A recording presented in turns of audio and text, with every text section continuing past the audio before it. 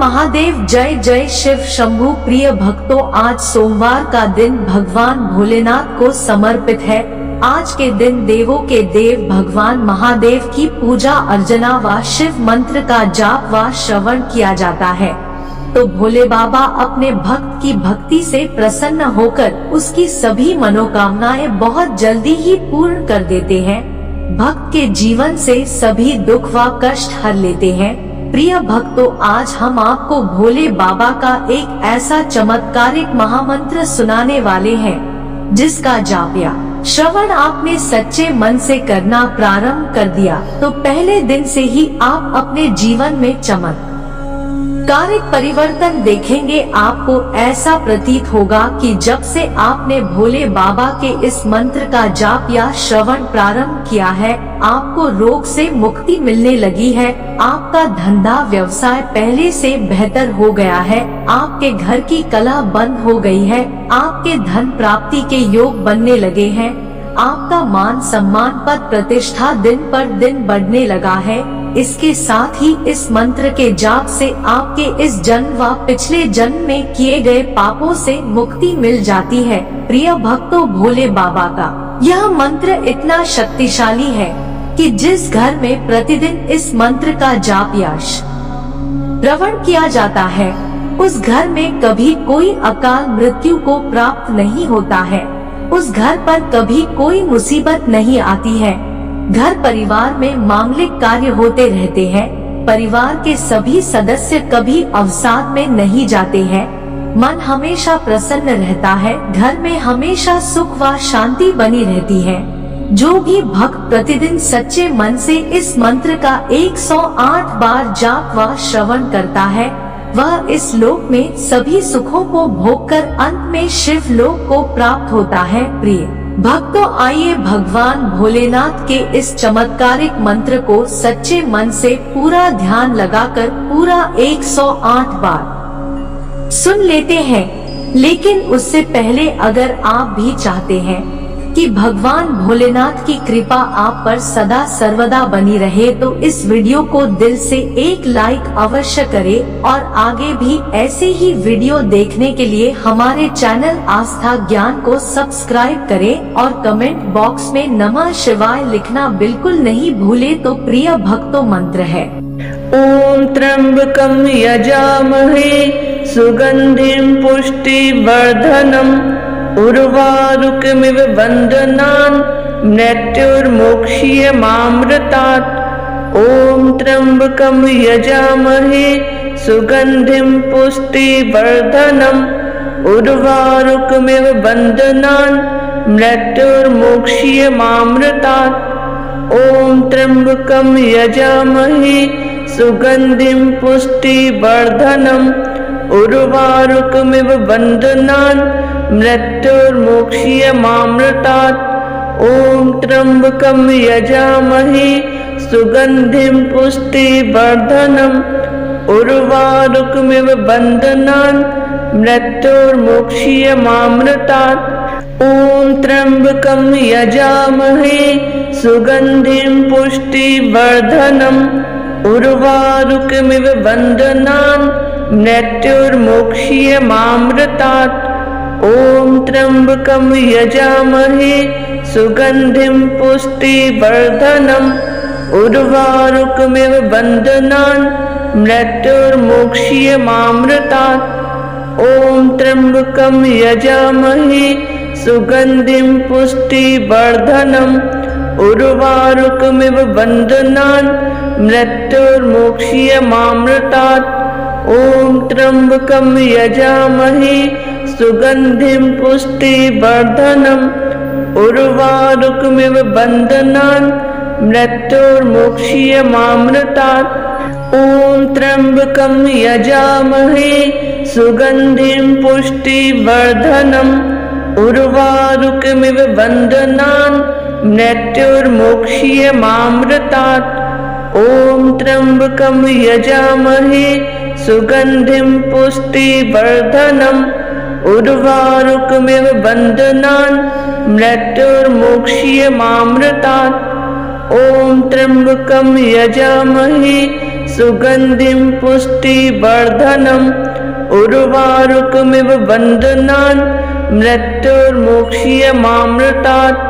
ॐ त्र्यम्बकं यजामहे सुगन्धिं पुष्टिवर्धनम् उर्वारुकमिव बन्धनान् मृत्युर्मोक्ष्यमामृतात्। ॐ त्र्यम्बकं यजामहे सुगन्धिं पुष्टिवर्धनम् उर्वारुकमिव बन्धनान् मृत्युर्मोक्ष्यमामृतात्। ॐ त्र्यम्बकं यजामहे सुगन्धिं पुष्टिवर्धनम् उर्वारुकमिव बन्धनान् मृत्युर्मोक्ष्यमामृतात्। ॐ त्र्यम्बकं यजामहे सुगन्धिं पुष्टिवर्धनम् उर्वारुकमिव बन्धनान् मृत्युर्मोक्ष्यमामृतात्। ॐ त्र्यम्बकं यजामहे सुगन्धिं पुष्टिवर्धनम् उर्वारुकमिव बन्धनान् मृत्युर्मोक्ष्यमामृतात्।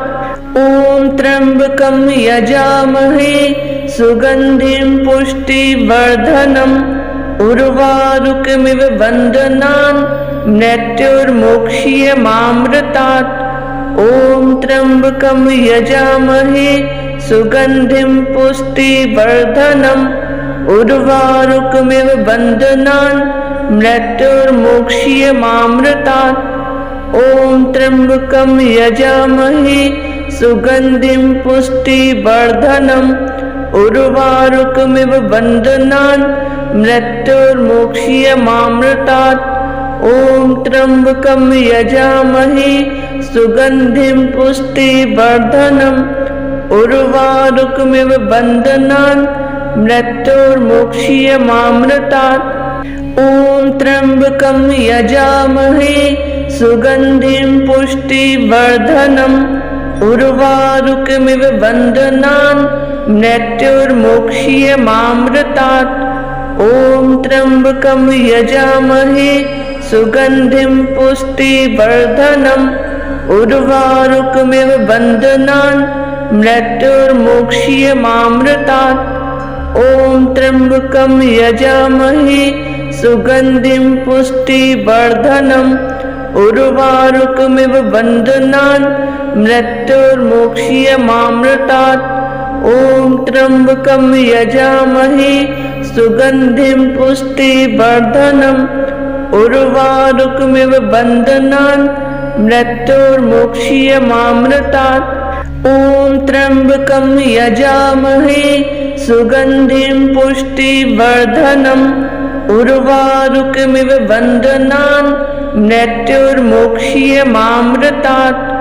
ॐ त्र्यम्बकं यजामहे सुगन्धिं पुष्टिवर्धनम् उर्वारुकमिव बन्धनान् मृत्युर्मोक्ष्यमामृतात्। ॐ त्र्यम्बकं यजामहे सुगन्धिं पुष्टिवर्धनम् उर्वारुकमिव बन्धनान् मृत्युर्मोक्ष्यमामृतात्। ॐ त्र्यम्बकं यजामहे सुगन्धिं पुष्टिवर्धनम् उर्वारुकमिव बन्धनान् मृत्युर्मोक्ष्यमामृतात्। ॐ त्र्यम्बकं यजामहे सुगन्धिं पुष्टिवर्धनम् उर्वारुकमिव बन्धनान् मृत्युर्मोक्ष्यमामृतात्। ॐ त्र्यम्बकं यजामहे सुगन्धिं पुष्टिवर्धनम् उर्वारुकमिव बन्धनान् मृत्युर्मोक्ष्यमामृतात्। ॐ त्र्यम्बकं यजामहे सुगन्धिं पुष्टिवर्धनम् उर्वारुकमिव बन्धनान् मृत्युर्मोक्ष्यमामृतात्। ॐ त्र्यम्बकं यजामहे सुगन्धिं पुष्टिवर्धनम् उर्वारुकमिव बन्धनान् मृत्युर्मोक्ष्यमामृतात्। ॐ त्र्यम्बकं यजामहे सुगन्धिं पुष्टिवर्धनम् उर्वारुकमिव बन्धनान् मृत्युर्मोक्ष्यमामृतात्। ॐ त्र्यम्बकं यजामहे सुगन्धिं पुष्टिवर्धनम् उर्वारुकमिव बन्धनान् मृत्युर्मोक्ष्यमामृतात् ॐ त्र्यम्बकं यजामहे सुगन्धिं पुष्टिवर्धनम् उर्वारुकमिव बन्धनान् मृत्युर्मोक्ष्यमामृतात् ॐ त्र्यम्बकं यजामहे सुगन्धिं पुष्टिवर्धनम् उर्वारुकमिव बन्धनान् मृत्युर्मोक्ष्यमामृतात् ॐ त्र्यम्बकं यजामहे सुगन्धिं पुष्टिवर्धनम् उर्वारुकमिव बन्धनान् मृत्युर्मोक्ष्यमामृतात् ॐ त्र्यम्बकं यजामहे सुगन्धिं पुष्टिवर्धनम्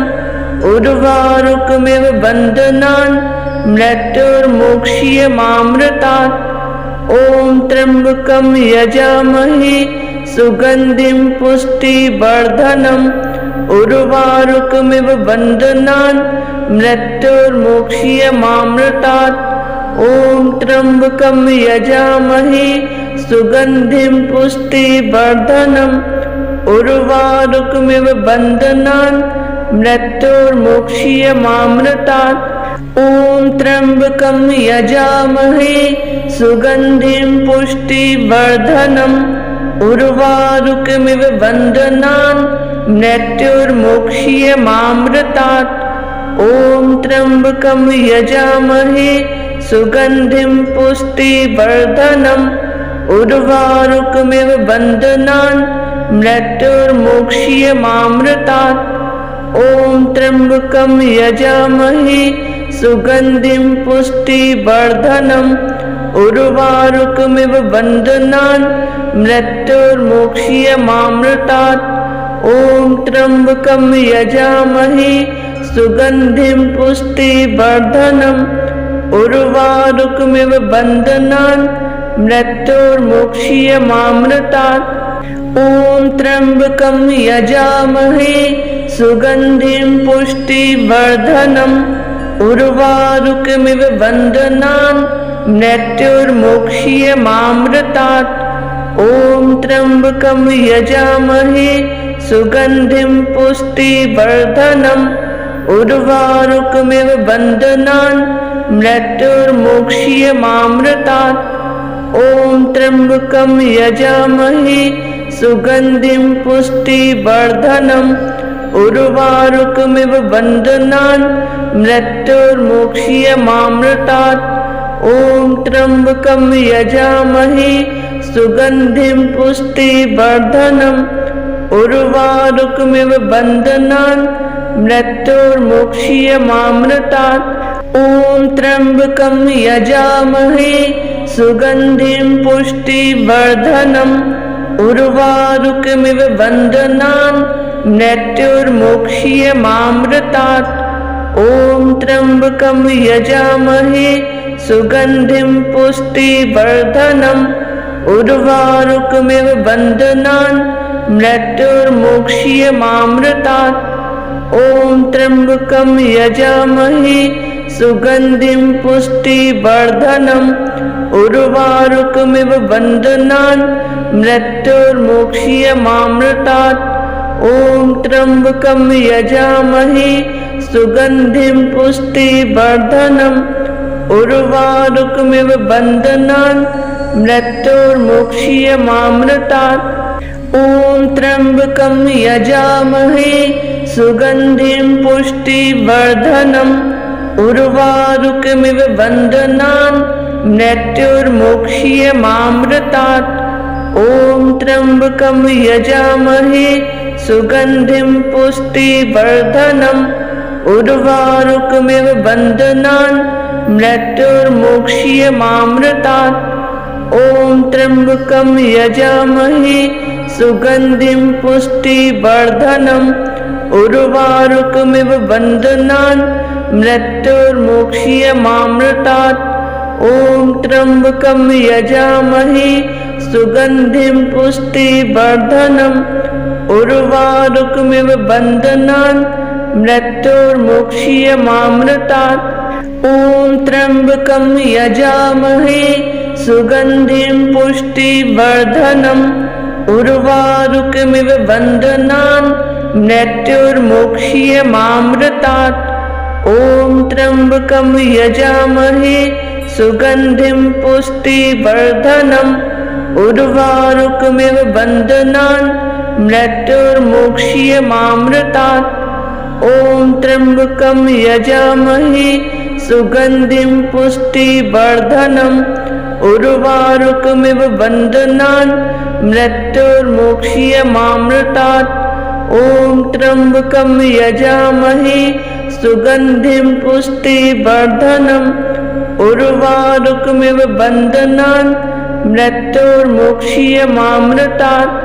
ॐ त्र्यम्बकं यजामहे सुगन्धिं पुष्टिवर्धनम् उर्वारुकमिव बन्धनान् मृत्युर्मुक्षीयमामृतात्।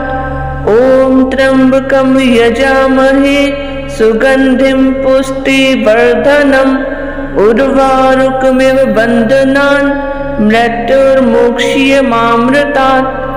ॐ त्र्यम्बकं यजामहे सुगन्धिं पुष्टिवर्धनम् उर्वारुकमिव बन्धनान् मृत्युर्मुक्षीयमामृतात्। ॐ त्र्यम्बकं यजामहे सुगन्धिं पुष्टिवर्धनम् उर्वारुकमिव बन्धनान् मृत्युर्मुक्षीयमामृतात्। ॐ त्र्यम्बकं यजामहे सुगन्धिं पुष्टिवर्धनम् उर्वारुकमिव बन्धनान् मृत्युर्मुक्षीयमामृतात्। ॐ त्र्यम्बकं यजामहे सुगन्धिं पुष्टिवर्धनम् उर्वारुकमिव बन्धनान् मृत्युर्मुक्षीयमामृतात्। ॐ त्र्यम्बकं यजामहे सुगन्धिं पुष्टिवर्धनम् उर्वारुकमिव बन्धनान् मृत्युर्मुक्षीयमामृतात्।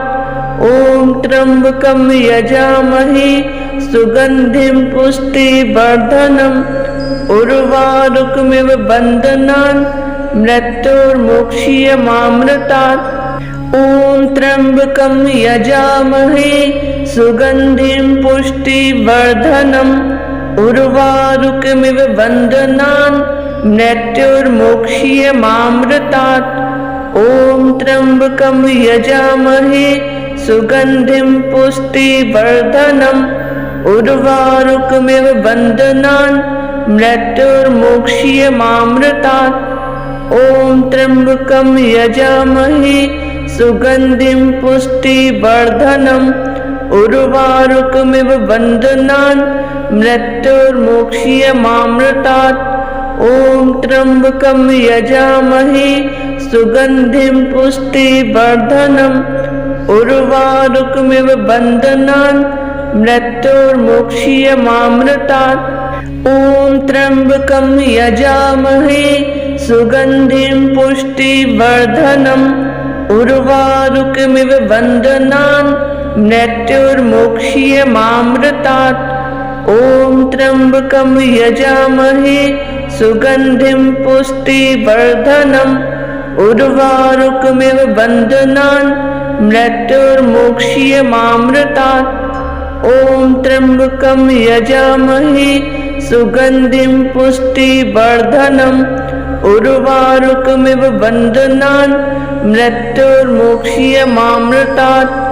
ॐ त्र्यम्बकं यजामहे सुगन्धिं पुष्टिवर्धनम् उर्वारुकमिव बन्धनान् मृत्युर्मुक्षीयमामृतात्। ॐ त्र्यम्बकं यजामहे सुगन्धिं पुष्टिवर्धनम् उर्वारुकमिव बन्धनान् मृत्युर्मुक्षीयमामृतात्।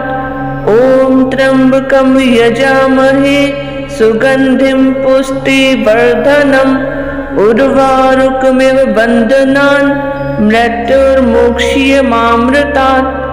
ॐ त्र्यम्बकं यजामहे सुगन्धिं पुष्टिवर्धनम् उर्वारुकमिव बन्धनान् मृत्युर्मोक्षीयमामृतात्।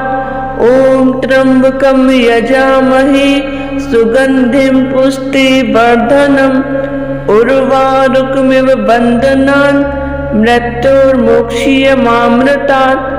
ॐ त्र्यम्बकं यजामहे सुगन्धिं पुष्टिवर्धनम् उर्वारुकमिव बन्धनान् मृत्युर्मोक्षीयमामृतात्।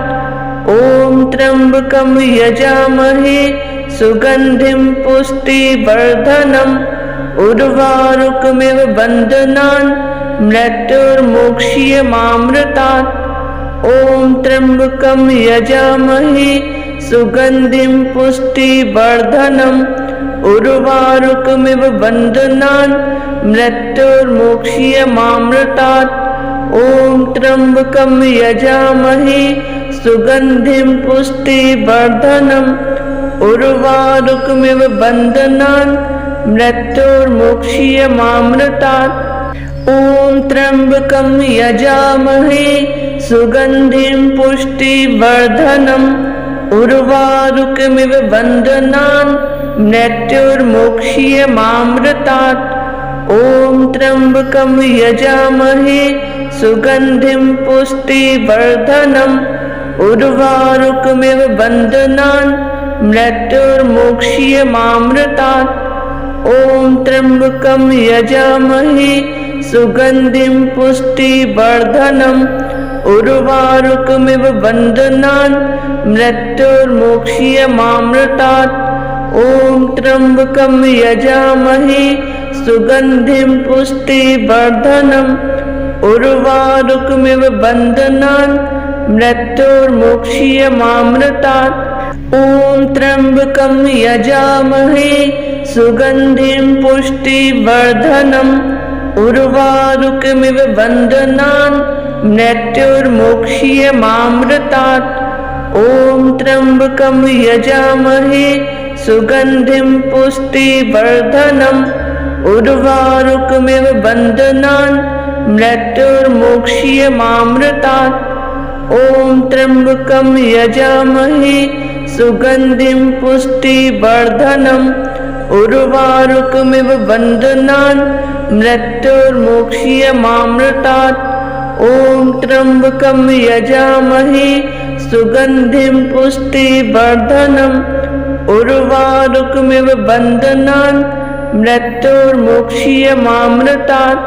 ॐ त्र्यम्बकं यजामहे सुगन्धिं पुष्टिवर्धनम् उर्वारुकमिव बन्धनान् मृत्युर्मोक्षीयमामृतात्।